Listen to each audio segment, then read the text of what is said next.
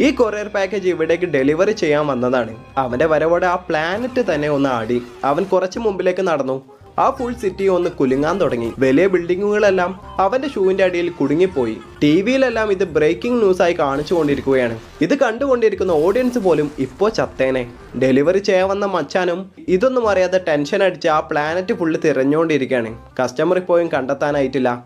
Soda can എടുത്ത് എറിഞ്ഞു. അത് റോൾ ചെയ്യാൻ തുടങ്ങി.